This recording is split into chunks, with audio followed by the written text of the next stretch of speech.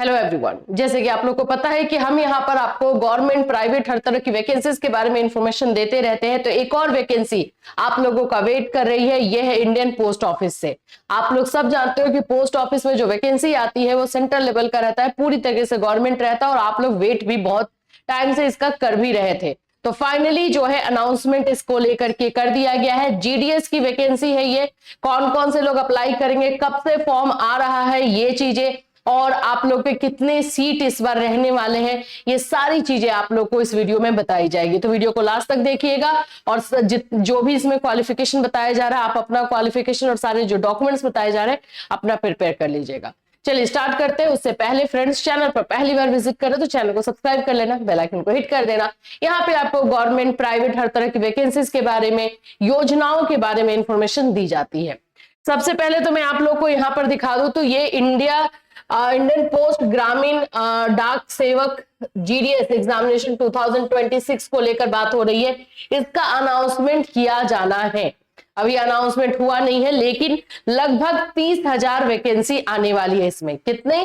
30,000, 30,000 vacancy आप लोग को लगभग देखने को मिल सकती है। तो इसमें आप लोगों को जो है अपने डॉक्यूमेंट्स और बाकी सारी चीजों को देख के रखना, और जैसे ही इसको लेके अनाउंसमेंट होगा, फॉर्म फिलअप का होगा, वो हम आपको बताएंगे।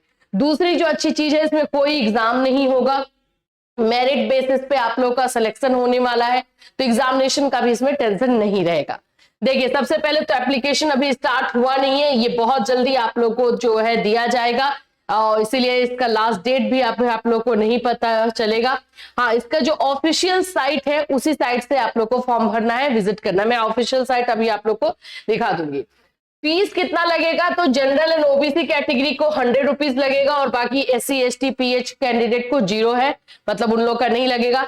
फीमेल कैंडिडेट के लिए भी पैसा नहीं लगेगा, यानी कि जनरल एंड ओबीसी का सिर्फ 100 रुपीज है और किसी का नहीं है।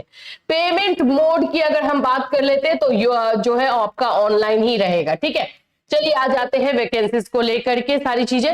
देखिए, यहां पर आप लोगों का सबसे पहले तो 28,000 लगभग बताया जा रहा है, कहीं कहीं पे 30,000 बताया जा रहा है। जैसे ही ऑफिशियल अनाउंसमेंट होगा तो पता चल जाएगा कितना है, कि सीट कितना रहने वाला है। 28 से 30,000 के बीच में आप लोग को सीट देखने को मिलने वाला है।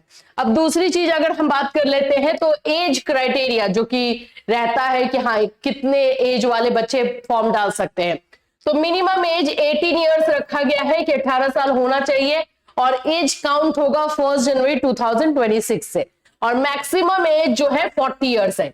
40 ईयर्स एज आपका जनरल कैटेगरी के लिए है। इसके अलावा इसमें रिलैक्सेशन भी जैसे ओबीसी SC ST के लिए है, जो रिलैक्सेशन रहता है वो मिलेगा। ओबीसी कैटेगरी का 3 ईयर्स, आप लोग का SC ST कैटेगरी का जो है 5 ईयर्स का रहता है, वो आप लोग को मिलेगा। तो रिलैक्सेशन के अकॉर्डिंग आप अपना एज इसमें देख लेंगे। ठीक है, क्योंकि यहां लिखा हुआ है India post provides age relaxation for the ग्रामीण डाक सेवक जीडीएस।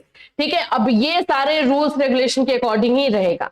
अब आगे बात कर लेते हैं कि इसमें एलिजिबिलिटी क्राइटेरिया क्या है। तो candidate must have pass class 10th mathematics and English and must know the local language. अभी देखो, यहाँ पे सबसे पहले तो आपका 10th पास होने चाहिए, इसीलिए इसमें मिनिमम एज 18 रखा है कि 10th पास में हो सकता है ना कि इससे कम एज वाले भी बच्चे हो। और आप लोगों का जो है दूसरा इसमें क्राइटेरिया रखा है कि जिस भी जगह का आप फॉर्म भरोगे, ये जो भी 30,000 लगभग वैकेंसी आएगी वो अलग अलग जगहों से आएगी, इंडिया के अलग अलग कोने से। तो जिस जगह का आप फॉर्म भरोगे वहां का लोकल लैंग्वेज आपको आना चाहिए। ठीक है, वहां का लैंग्वेज आना चाहिए तभी फॉर्म भरोगे। तो आपको लोकल लैंग्वेज एक आना है और इंग्लिश और आपका मैथ्स जो है क्लास 10th में होना ही चाहिए। तो लगभग हो ही जाता है, उसमें कोई दिक्कत नहीं आएगी। अभी एक और पूरा डिटेल एक जगह पे मैं सारी चीजों को अगर बता दूं तो ये सारे जितना भी फॉर्म फिलअप होगा सब कुछ आप लोग का ऑनलाइन होगा। यहाँ पे 10th स्टैंडर्ड पास ये सब लिखा हुआ है। 28,740 से 30,000 के बीच में जो है आप लोगों का ये वैकेंसी का एक्सपेक्टेड है। ठीक है, कौन कौन से पोस्ट रहेंगे वो देख ले। तो ग्रामीण डाक सेवक यानी कि जीडीएस का पोस्ट रहेगा, ब्रांच पोस्ट मास्टर BPM का रहेगा, असिस्टेंट ब्रांच पोस्ट मास्टर यानी ABPM का रहेगा। तो ये 3 पोस्ट पर जो है ये वैकेंसीज आप लोग को देखने को मिलेगी।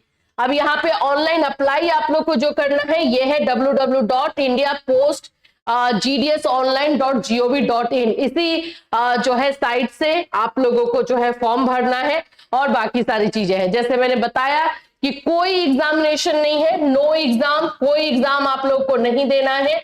यहां पर आप लोगों का डायरेक्टली जो सिलेक्शन होगा वो मेरिट बेस पर होगा। जो आप फॉर्म डालोगे उसमें जितने परसेंटेज रहेंगे परसेंटेज के अकॉर्डिंग होगा।